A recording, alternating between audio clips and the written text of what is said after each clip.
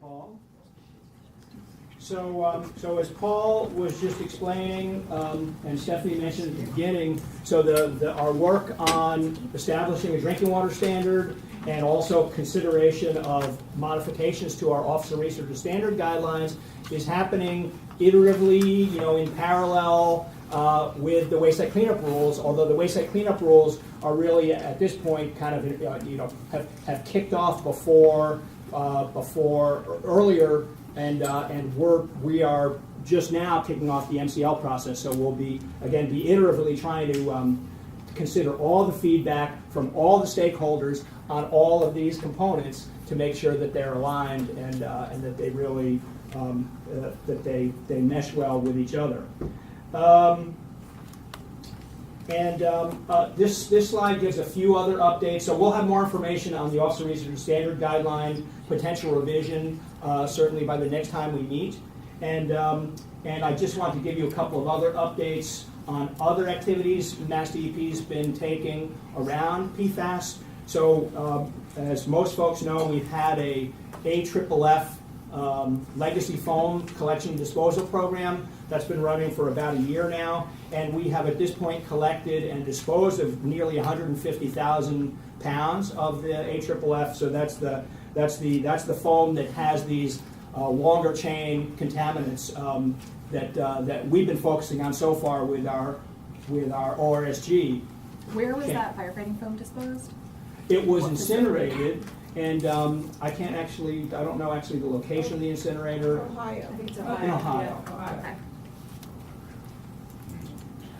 And very high East temperature Liverpool? facilities that were permitted and in compliance with their permit. Not in the East Liverpool facility? Excuse me? In East Liverpool, Ohio? Or? I don't Okay. Okay, and we also are continuing to require PFAS testing of any new public water source before it comes online. So a new well or a new surface water supply. So in advance of coming online, there's a variety of testing, and we're adding the PFAS testing requirements to those, and continuing to implement that. Is there a question out there? Just new source, or if you're putting in a satellite well that's within the prescribed area that's already been tested safe, would you still require the PFAS on the satellite well? Okay, so the question is, what about requiring testing at a new satellite well? And I'm going to look to my drinking water program team. I think the answer is yes. We're doing both replacement wells and satellite wells testing for PFAS.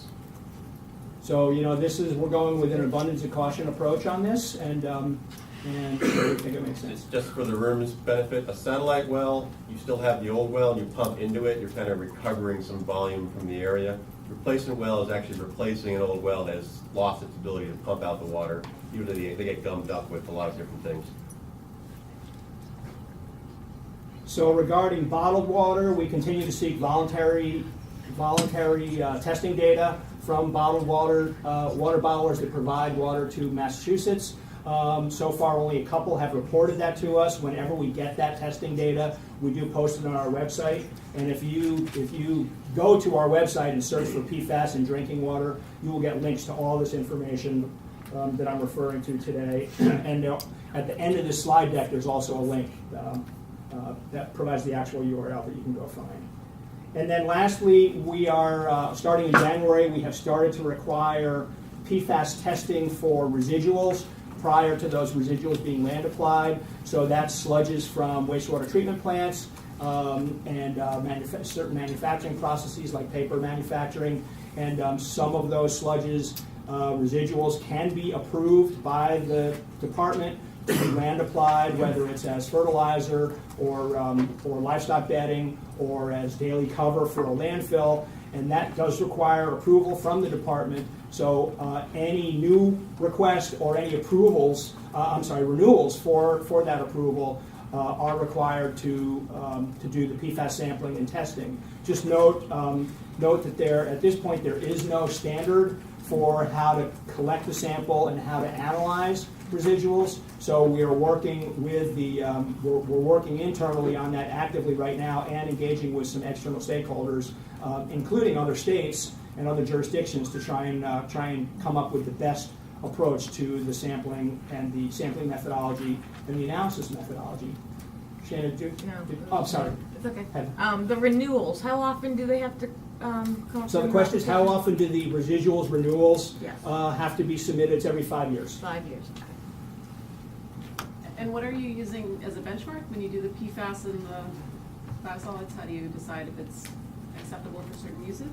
So there's no standard at this point, nationally, regionally, or in Massachusetts. So at this point, it's an information gathering for us, so that we can start to establish a baseline and then be looking at potential correlations. It's something that we're certainly going to be watching nationally and also trying to sort out internally. But there's no standard at this point.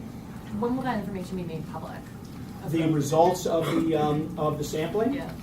So, I don't know. I'll look into that. So the question is, when will the results of the residual sampling be made available publicly? I would assume as soon as we have those results, they've been QA'd and we've accepted the results, that they would be public. So, I'll get back to the group and we'll figure out how we can make that information available. Have the residuals from contaminated communities been blockaded, quarantined?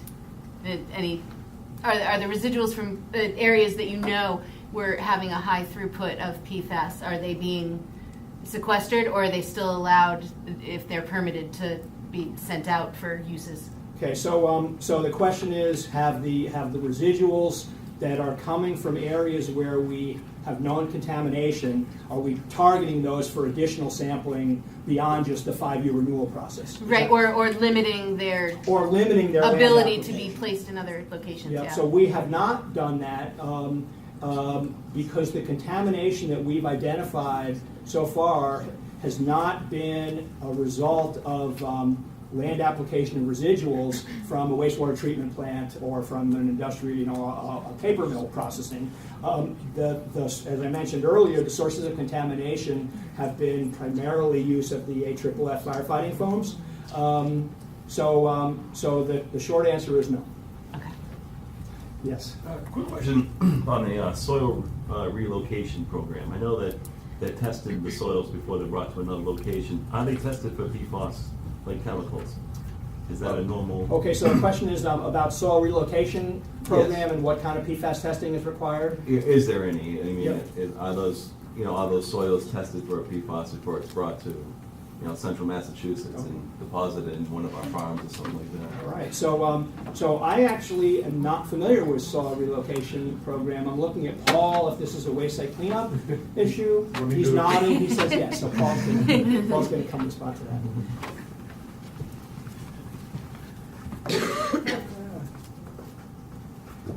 So the soil relocation, which we would refer to as kind of the reclamation soil process, kind of reuse of soil, the soil has to be shown to be meeting certain numbers, criteria that are in the soil management plans for any of these facilities. Those criteria are tied to the Method 1 soil standards that we talked about. Okay. So while at the moment there is not a specific requirement beyond the, you need to look for and measure any contaminants of concern that might be present, and if they have something that does not have one of those criteria, they're in a kind of case-specific approval situation. Part of the goal of having these standards is to standardize and normalize this whole process so that people will know how to answer that question Okay. for PFAS. Okay, thank you. Okay, yes. For purposes of your slide there, how are you planning to differentiate, or are you planning to differentiate between wastewater plant residuals and drinking water plant residuals? Any residuals that seek to land apply need an approval, and so it will be subject to these same requirements. And again, at this point, we're just information gathering so that we can learn more about the presence or absence of PFAS in these residuals. And at this point, there's no standard for what can then be land applied. Okay. So now Damon Gutterman is going to take us into a deeper dive.